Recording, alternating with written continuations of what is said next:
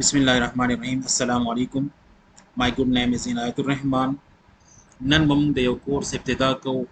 هغه هر څوک پیژني چې هغې ته ویل کېږي مایکروسافټ آفس، او د مایکروسافټ آفس باره کې به موږ لږه هسټري بیانو چې دا فرست ټایم کله ډیولپ شوی و او د دې انسټالیشن ان انسټالیشن باره کې به لږې خبرې کوو.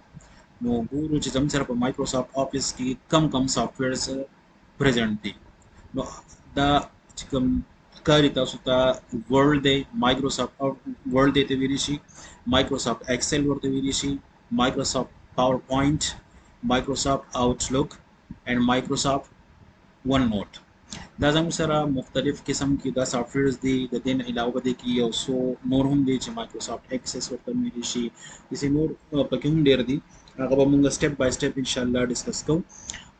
د دې هسټري دا ده چې دا فرست ټایم په اگست 1 1988 کې په امریکا کې دا ډیولپ شوی او دا بیل ګیټس یو کمپیوټر ساينس والا هغه دا ډیولپ کړو. په فرست ورژن کې د دې چې نو زموږ سره صرف مایکروسافټ ورلډ او ایکسل او پاور پوینټ دا په فرست ورژن کې موجود وو. وروسته بیا د دې هسټري لږه چینج شوه او په دې کې ټایم ټو ټایم مختلف قسم کې د دې ورژنز رااله. نو ګورو چې د دې مختلف ورژنز کم او نن په دنیا کې د مایکروسافټ آفس کم ورژن یوز کیږي. دا بیل ګیټس دی دا ډیولپ کړو. مایکروسافټ آفس دی بیل ګیټس ډیولپ کړو. زموږ سره هسټري مختلف هسټري ده د دې دا زموږ سره مایکروسافټ آفس دی چې کله په 1990 کې دی رالو. نو زموږ سره په دې کې دا درې اپلیکیشن یا درې کمپوننټس موجود وو: ورلډ 1.1، ایکسل 2.0، پاور پوینټ 2.0 دا په دې کې موجود وو. بیا 1991 کې دا چینج شو، د نوم کې خو شو مایکروسافټ آفس 1.5، دته به 1.5 ویل شو. په دې کې به موجود وو ورلډ ایکسل 2.0 نه 3.0 شو، پاور پوینټ 2.0 2.0. په جولای 8 1991 کې د کې لږ چینجز رالل او دته ویل شو آفس 1.6. په دې کمپوننټس چې کوم هغه ورلډ هغه سیم را روانو 1.1 وو، ایکسل 3.0 وو، پاور پوینټ 2.0 او یو پکې ایډ شو میل 2.1. دا د آفس ورژن 1.6 کې دا ایډ شو. بیا 1992 کې چې کله لږ ډیولپمنٹ پکې نور وشو نو دته ورژن نوم ورکړل شو 2.5، ورلډ 2.0A، ایکسل 4.0، پاور پوینټ 2.0E او میل 2.1. دسې مختلف قسم دا زموږ سره د دې دا ورژن چینج کېدل او کمپوننټس کې به چینجز راتلل. بیا په جنوري 1794 کې آفس د 3.0 نه 4.0 ته لاړو او هغه ته نوم ورکړل شو هغه کم کمپوننټس هغه دا ورلډ 6.0 ته لاړو، ایکسل 4.0، پاور پوینټ 3.0، میل 3.1. د کې لږ چینجز رااله، میل 3.0 نه 3.1 ته راغلی. بیا 94 کې دا ورژن چینج او 4.3 ته راغی او د کې دا کمپوننټس هم چینجز په دې کې راغلل. جولای 3 1994 د کې په ډېر زر کویکلی په دې کې چینجز کېدل او دا به کمپوننټس به هم چینج کېده. په اگست 24 کې د نوم کې خو شو آفس 95.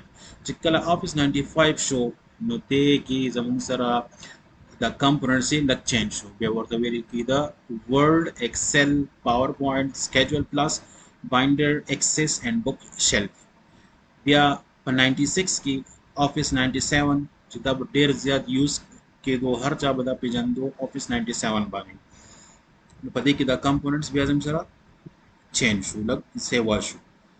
بیا دغسې په جون 97 کې همدغه ورژن 97 آفس 97 ورته ویل شو او ورلډ 98 ته چینج شو، 8.5 شو. بیا آفس 2000 راغی نو دا بیا لږ ایڈوانس شو. د ورلډ ایکسل، آوټلک، پاور پوینټ، ایکسس، پبلشر، سمال بزنس، tools, front page and photo draw. دا ورو په دې کې اډوانسمنت راتلو. بیا په مئی 31 2001 کې آفس ایکس پی راغی. هغه ته ویل کېدل لکه کوم کمپوننټس شو هغه ورډ، ایکسل، آوټلک، پاور پوینټ، ایکسس، فرنٹ پیج، پبلشر، سمال بزنس ټول دارل رالل بده کی دا کمپوننټس شو. د کې اډوانسمنت کې دو اگست 19 2003 کې د کې چینجز رالل. بیا په جولای جنوري 30 2007 کې د کې چینجز رالل، کمپوننټس هم چینج شو. بیا د کې اډوانسمنت کې دو آفس 2010 بیا 13 د کې 13 ترغه کله چې آفس 2007 راغی نو 97 او 2000 آفس خلکو پرې خو دو آفس 2007 تراله ځکه د کې دا ډېر زیات اډوانس وو او ډېر خسته لوک د دی وو. بیا آفس 2010 چې راغی نو د 2010 او د 7 په منځ کې دومره ډیفرنس نه وو. بیا هم خلکو 2007 پرې خو دو او 2010 تلاله او پای کې کار کول شروع کړي شو. نن سبا د ټاپ 10 کوم مایکروسافټ آفس دی هغه 2010 موستلی یوز کیږي آفیسز کې یا 13 خلک یوز کوي ځان سره. او آفس 2016 چې کوم دی دا نن سبا ډیر زیات یوز کیږي. 19 موستلی نه یوز کیږي. 2021 هم ډیر زیات یوز نه لري. نو 16 او 13 نن سبا ډیر انتهایی د دې یوز دی. نو دا زموږ سره د مایکروسافټ آفس لګه هیستوري او بریف هیستوري وا دا مونږه لګه ډیفاین کړه. د دې نه وروسته راځو چې مونږه ګورو چې مایکروسافټ آفس چې دی دا په څومره لینګویجز کې اویلیبل دی په دنیا کې.